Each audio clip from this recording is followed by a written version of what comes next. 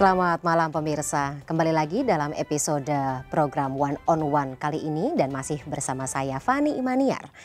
Nah pemirsa, dalam persidangan awal terkait dengan kasus penganiayaan yang mengakibatkan cederanya David Ozora, di mana salah satu tersangka yakni AG, anak yang berkonflik dengan hukum ini saat ini juga telah menjalani tahap musyawarah atau yang kita sebut dengan sebagai diversi.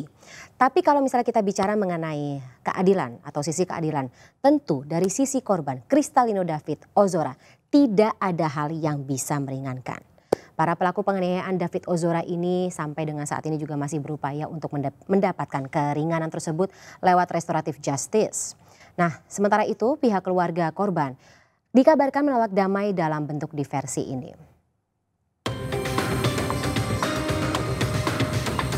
Pengadilan Negeri Jakarta Selatan Rabu siang menggelar sidang perdana dengan diawali diversi terhadap AG selaku anak berkonflik dengan hukum dalam perkara penganiayaan terhadap David Ozora. Forum diversi atau musyawarah mediasi atas kasus penganiayaan terhadap David Ozora dilakukan secara tertutup di ruang khusus mediasi. AG datang ke Pengadilan Negeri Jakarta Selatan sekitar pukul 9:20 dengan didampingi kuasa hukum serta keluarganya.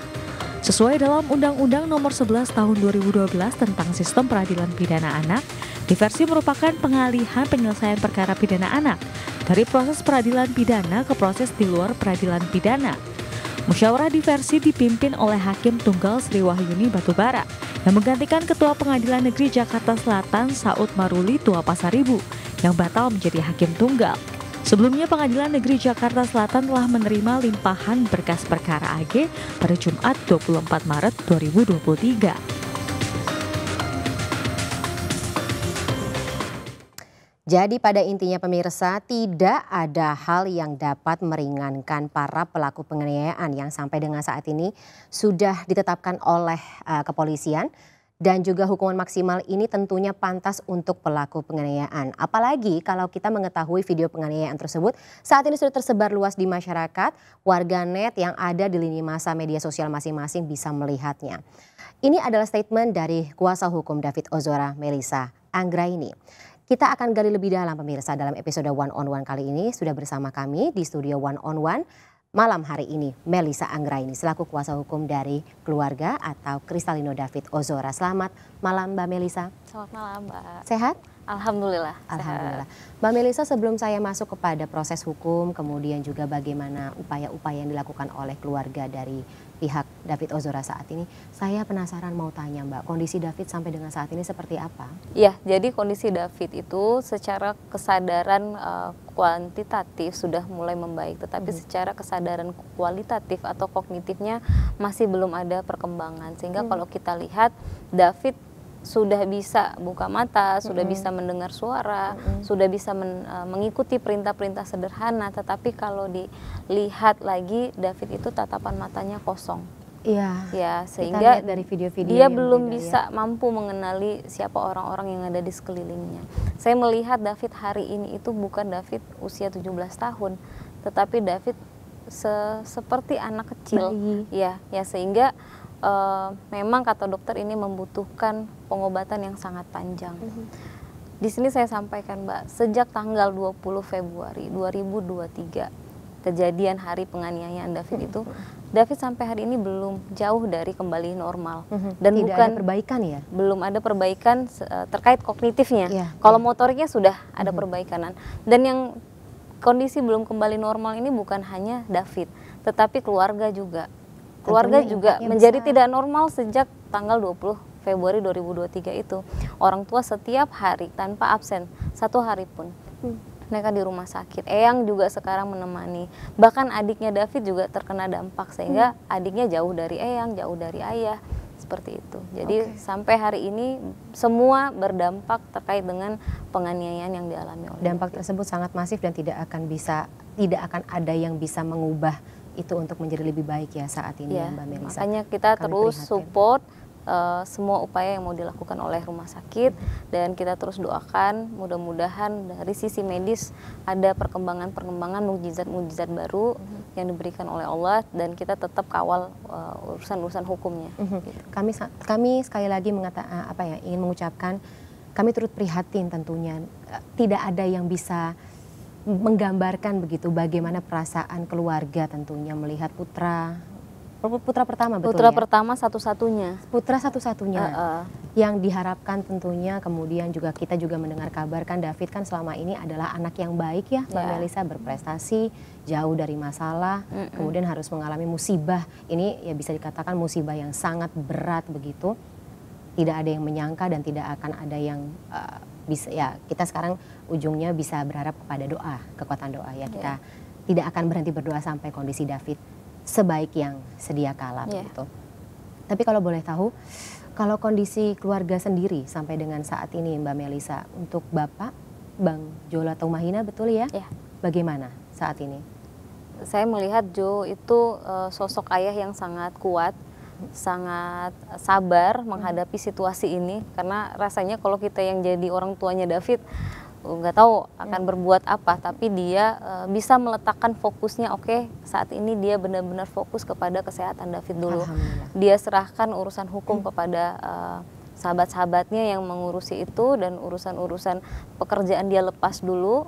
Dia benar-benar orang yang tahu meletakkan prioritas yang mana, sehingga saat ini dia fokus kepada David. Tetapi kalau ditanya bagaimana hatinya, ditanya bagaimana emosinya, saya sampai hari ini tidak pernah membayangkan bisa melihat seorang Jo serapuh itu. Nah, pertama kali kita melihat pada saat David masuk ke ruang ICU. Gitu. Dan juga mengubah pribadi Bapak David ya sepenuhnya seperti itu, tidak seperti atau tidak sesemangat seperti sedia kala. Karena sosok Jo itu yang kita kenal kan ceria, dia yang menghangatkan suasana, tahu. Tapi situasinya di rumah sakit kan naik turun. Satu hari kita melihat David bisa memberikan respon yang luar biasa. Hanya 2 kedipan mata udah membesarkan hati keluarga. Tapi di sisi lain besoknya dokter sampaikan kondisi ini sepertinya akan memberikan kemungkinan 2 hal.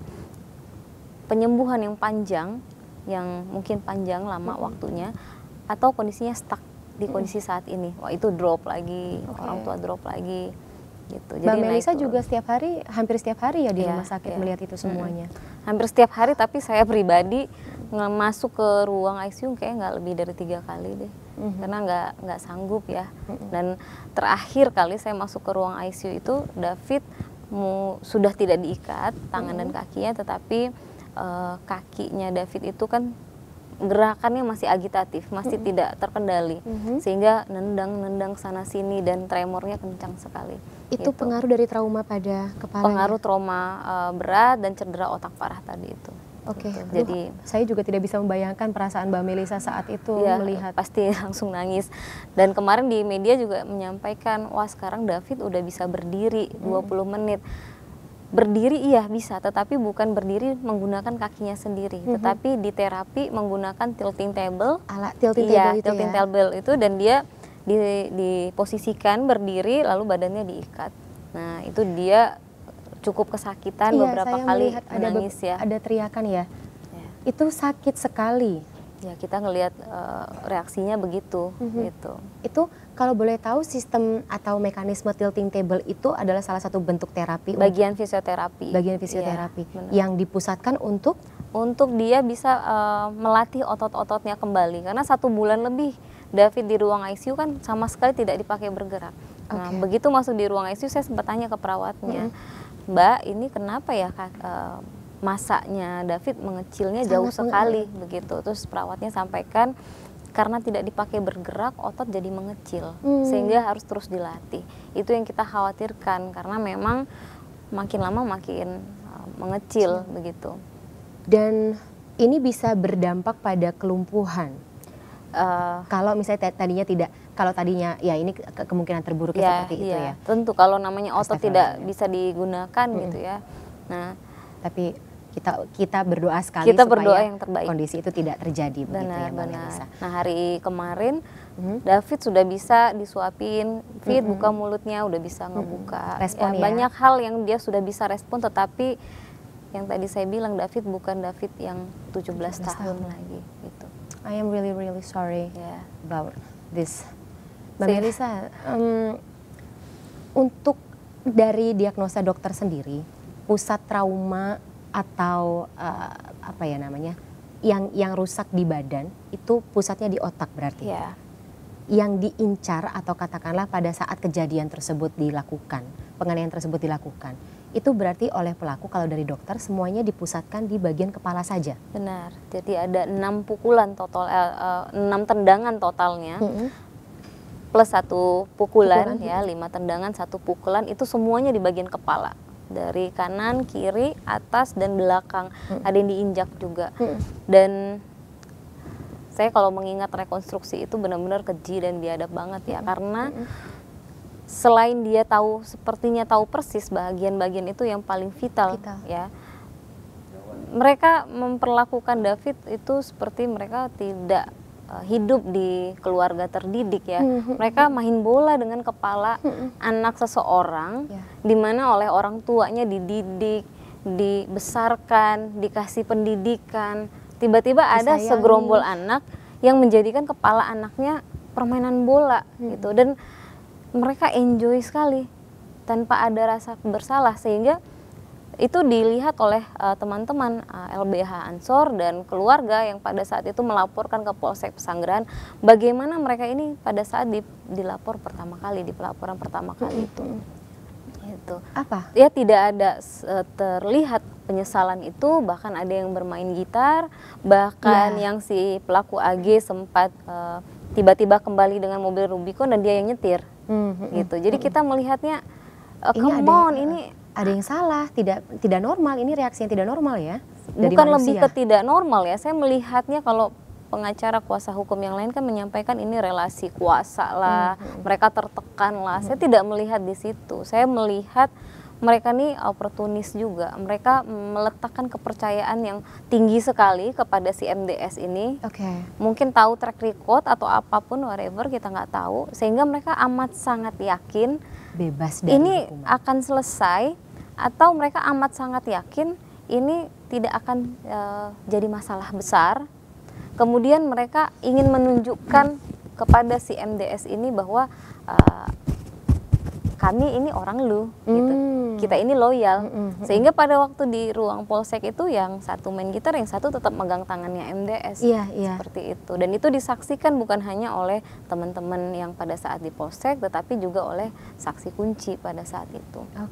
Sehingga ya jangankan kita, polsek juga kayaknya waktu itu geleng-geleng kepala deh. Tapi tidak ada yang bisa dilakukan oleh polsek saat itu, bukannya tidak bisa ya, tapi kita memang masih proses awal. Terus kita juga sedikit bertanya-tanya, sebagai awak media sendiri juga bertanya-tanya, proses hukum seperti apa seharusnya yang memang ditimpakan kepada para pelaku ini, karena dari kacamata kami jurnalis saja ini bukan tindakan atau katakanlah kekerasan biasa gitu yang dilakukan oleh orang-orang yang masih berusia 20, ya hitungannya kan di bawah 21 tahun begitu ya Mbak Melisa.